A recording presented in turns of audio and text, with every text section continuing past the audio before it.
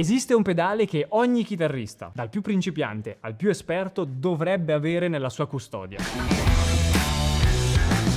Lo so, sembra un'affermazione quasi enorme, gigante e spropositata, ma nel video di oggi vi dimostro che in realtà non è così esagerata come cosa. Oggi parliamo di 5 situazioni da incubo totale che ogni chitarrista o ha già affrontato oppure prima o poi, state sereni, ci passerete.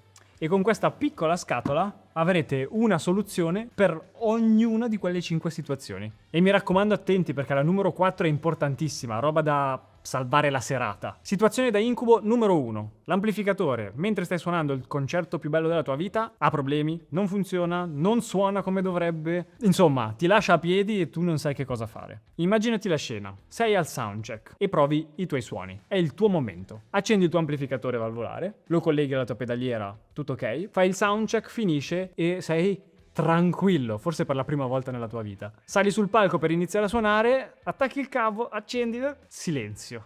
Gelo totale, non sai più da che parte girarti. Se ti è già capitata questa cosa, io ti capisco proprio nel profondo del tuo cuore. Se non ti è ancora capitata, preparati mentalmente perché arriverà. Prima di pensare di cancellare la serata e smettere di suonare, avresti dovuto fare qualche ragionamento prima. Cioè, come comportarti nel caso in cui questa situazione da incubo si verifichi? Ci si prepara con un backup, ovvero un sistema che sia in qualche modo una copia o complementare all'attrezzatura che tu usi già, in modo da poter avere una soluzione di riserva, un piano B. Se questo ragionamento lo hai già fatto e hai già il tuo backup di fiducia, vai direttamente al punto numero 2 del video, cioè non perdere tempo. Al contrario, se ci stai pensando, è proprio puntuale. Questo infatti è il Nux Solid Studio MK2 nella sua nuovissima versione, che fa un sacco di cose in più rispetto a quella vecchia e finalmente è diventato indispensabile. Come dicevo prima, nella custodia di tutti i chitarristi. Cosa puoi fare per risolvere la situazione da incubo numero 1? Nel giro di un minuto cosa puoi fare? Tutto ovviamente al netto che la situazione sia pronta. Il tuo backup deve essere pronto a partire già mentre stai suonando con il resto dell'attrezzatura. Quindi lui è già collegato e acceso. Quindi cosa fai? Invece di far arrivare tutto il tuo segnale della tua chitarra che passa attraverso la pedaliera all'amplificatore, ecco, invece di quello entri dentro di lui. Quindi stacchi il cavo dall'amplificatore e lo attacchi qua. Caso specifico nell'input, in modo che tutto il segnale passi da chitarra, pedaliera, all'amplificatore, che in questo caso diventa lui, e poi da qui devi aver già preparato 2 cavi o un cavo, se vuoi suonare mono, che vada dall'output, da uno dei due, alla DI sul palco. DI perché le uscite non sono bilanciate. In questo modo il segnale della tua chitarra è come se andasse diretto al banco del mixer, quasi come se stessi usando un modeler, perché stai sfruttando il Nux Solid Studio MK2 come amplificatore, simulazione di cassa, ambiente, microfono, IR, tutto quello che è parte dell'amplificazione del segnale. Nello specifico, all'interno del pedale abbiamo 4 blocchi. Nel primo, che sarà sempre fisso, c'è l'amplificatore, dove scegli che tipo di amplificatore usare. Ce ne sono alcuni già presenti, spero che in futuro ne arrivino altri perché manca leggermente tutta quella fase di high gain e metal. Ovviamente l'amplificatore lo devi scegliere prima, quando sei a casa o in sala prove con la tua band, in modo da trovare la regolazione adatta a quello che è il tuo sound. Poi negli altri 3 blocchi hai una parte di equalizzazione, il blocco IR, che è un sacco interessante, perché come puoi vedere da questa pagina, tenendo premuto il tasto IR, possiamo mettere 2 IR separate perché lavora con 2 IR insieme. È come se tu potessi mettere 2 microfoni davanti al tuo amplificatore. Ti permette di controllare le frequenze in modo molto più completo e modellare il tuo suono per arrivare alla soluzione ottimale. Ah, giusto raga, non ve l'ho ancora detto, il prezzo di questo pedale è intorno ai 200 euro per risolvere la situazione che vi ho presentato, più tutte le altre che tra un attimo vediamo. Come quantità di impulse response se ne possono caricare veramente una vagonata, sia per il canale sinistro che per quello destro, in modo da gestirle insieme. In questo caso i bottoni sono associati alle scritte che vedete sullo schermo, quindi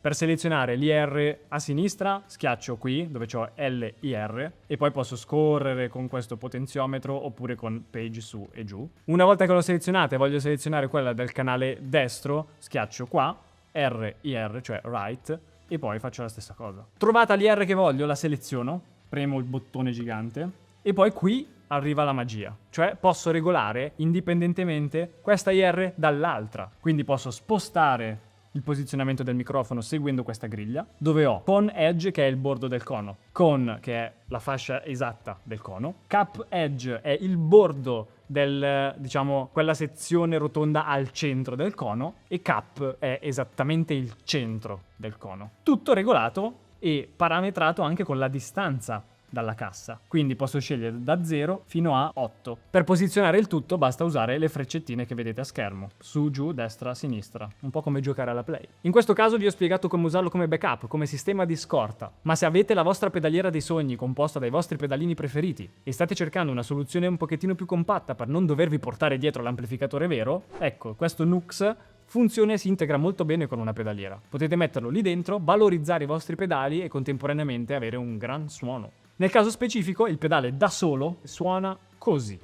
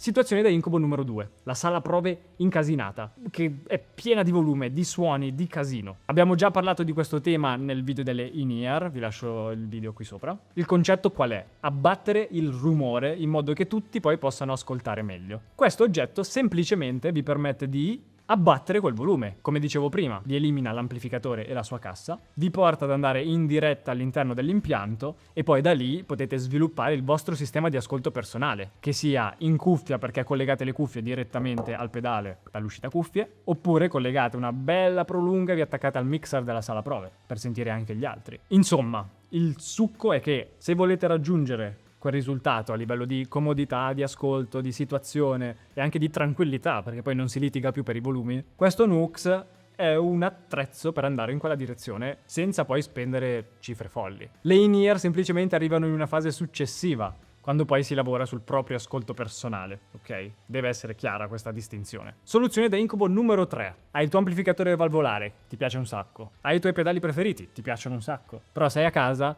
e come fai a registrare? Devi attaccare il microfono lo devi attaccare alla scheda audio, devi microfonarlo bene l'amplificatore, se no è un peccato e non viene valorizzato. E il volume l'hai considerato? Hai dei vicini di casa intorno a te? Ecco, se la risposta è sì, forse microfonare l'amplificatore non è la soluzione migliore. In quel caso, un pedale come questo, che ti salva per le altre situazioni, ti può essere utile perché, integrato alla tua pedaliera, funziona lui da scheda audio. Oppure puoi anche usarlo senza collegare la pedaliera. Lo attacchi semplicemente cavo, chitarra, USB, computer, puoi fare i suoni dall'editor, c'è l'app dedicata, in cui puoi modificare i suoni dell'amplificatore, caricare le IR, gestirle, fare tutto quello che puoi sognarti di fare con questo pedale. E poi semplicemente registri le tracce, diciamo, raw, crude. Perché? Perché se stai registrando magari puoi pensare di lavorare sulle tracce dopo che le hai registrate, quindi ti serve un delay, non ti serve avere un pedale del delay collegato, semplicemente perché andrai ad aggiungerlo in post produzione con uno dei plugin della DAW che stai usando, che sia Cubase, Logic, Pro Tools, Ableton, Reaper, quella che vuoi. Ci puoi pensare dopo. In questa fase ti devi preoccupare solo di suonare. In questo caso ti dà anche più controllo del semplice amplificatore col microfono, perché puoi cambiare la cassa, puoi cambiare il microfono, puoi cambiare il posizionamento del microfono, e se già tu hai solo un amplificatore, magari combo col suo cono, sei già limitato. E se attacchi il microfono e scopri che in realtà non ti piace così tanto, t'attacchi. Semplicemente. Situazione da incubo numero 4. Ti presenti al locale o nella piazza o sul palco in cui devi suonare col tuo amplificatore e decidi di affidare tutto il resto al fonico, quindi il microfono, la microfonazione e tutto quello che poi è da fonici, diciamo. Succede che magari trovi una persona che non è estremamente preparata e quindi ti ritrovi con un SM57 messo a caso davanti all'amplificatore, suoni, magari scendi dal palco perché hai il tuo wireless o un cavo lunghissimo, scendi, suoni e ascolti e non gira, cioè non ti piace e non c'è verso di far capire al fonico che non va bene. Visto che litigarci non è un'opzione valida in quei casi, il Nux Solid Studio MK2 permette di bypassare quella fase. Quindi tu diventi fonico di te stesso. Ti prepari all'interno del pedale tutto quello che è utile e cosa fai? Questo è forse l'utilizzo più interessante del pedale. Usi comunque il tuo amplificatore, quindi il suo preamp, diciamo, funziona comunque. E poi sfrutti il fatto che il Nux può funzionare anche da finale di potenza, cioè li simula, ok? Non, scritto grosso così, non fa da load box. Quindi mi raccomando, attenti. La cassa del vostro amplificatore deve sempre restare collegata all'amplificatore. Oppure dovete avere una load box per avere proprio il silenzio. Ma se avete la cassa che va sul palco, in realtà può anche starci. Vi dà volume, feeling, un po' di botta, che è quella che il chitarrista cerca. I collegamenti quali sono? Con la vostra chitarra, pedaliera, pedali, eccetera, entrate nell'amplificatore. Poi, se avete la load box, potete prelevare il suono da lì. Se non avete una load box, potete prelevare il suono dal send dell'amplificatore. In questo modo, del vostro amplificatore, sfrutterete solo il preamplificatore, ok? Quindi funzioneranno tutti i controlli di equalizzazione, tutta la parte che si occupa di dare il carattere al suono funziona, semplicemente il finale di potenza non viene usato. Alcuni amplificatori valvolari fanno funzionare il send anche stando in stand-by, altri no. Ad esempio, io sulla mia Blackstar HT50, quella là sotto, so che se tengo l'amplificatore in stand-by e collego il send, quello funziona comunque. Quindi poi, all'interno di questo pedale simulo il finale di potenza che mi interessa, tengo premuto il tasto preamp per avere bypass, in modo da non simularne un altro, e poi di qua scelgo il power amp che voglio. Quindi, che tipo di finale di potenza? Lo voglio con le valvole EL84? Lo voglio con le EL34? Con le 6D6, con le 6L6, oppure solid state, a stato solido. Come dicevo prima, bisogna pensarci prima in modo da essere pronti. Si regola il livello, poi semplicemente qui dentro verranno impostate tutte le cose utili come l'equalizzazione, l'IR, l'ambiente, esattamente come descritto qualche passaggio fa, e poi si va dritti nell'impianto. Per poter ascoltare poi il vostro suono dalla cassa dell'amplificatore, il pedale ha pensato a una cosa geniale. È questa uscita che si chiama through, cioè attraverso, in modo che collegate lo speaker out dell'ampli qui dentro al pedale e poi da through andate alla cassa o a una load box per scaricare il carico reattivo. Non sognatevi minimamente di collegare l'uscita della cassa dall'amplificatore direttamente qui e accendere e suonare e basta. Si fanno danni. Di cui però vi parlo nello specifico su un articolo con cui ho collaborato su accordo.it. Lo trovate qui sotto in descrizione. Dentro nell'articolo troverete altre info sul pedale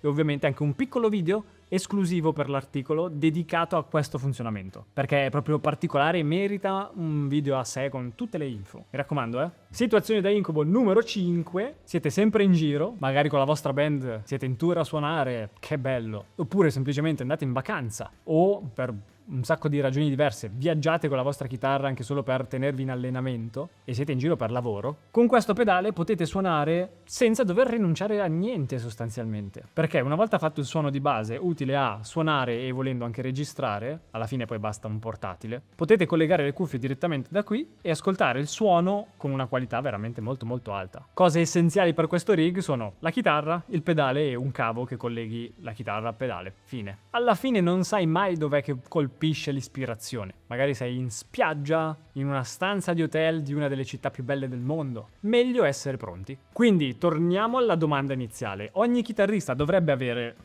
questo pedale sempre nella sua custodia? La risposta è sì. Ovvio, se sei un chitarrista puramente acustico, allora no. Se hai già un modeler, può farti da piano B, ma non è neanche detto che ti serva. Ma se rientri nei chitarristi che possono sperimentare queste situazioni che ho detto nel video, allora meglio che ti prepari. Alla fine questo pedale cos'è? Non è nient'altro che la versione stomp e solo sezione amplificatore del fratello più grande Nux Trident. Praticamente questa sezione qui che ha amp, cab, EQ, ok?